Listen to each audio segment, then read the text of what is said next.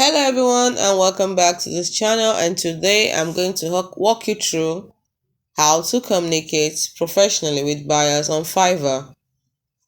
Want more 5-star reviews on Fiverr?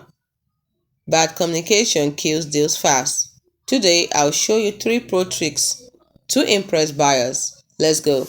Tip 1. First impressions. Always start polite. Hi Ashley, thanks for messaging. Something like that. Avoid using slang like hey bro because it's unprofessional. Use full sentences instead and use emojis sparingly. Tip 2. Clarity equals trust. Over explain nothing.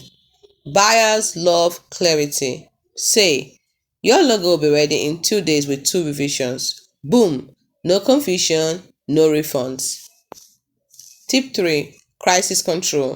Do you have an angry buyer? Never argue. Say, I'll fix this ASAP, then over-deliver. They will definitely upgrade to a 5-star review, guaranteed. Hope you found this video helpful.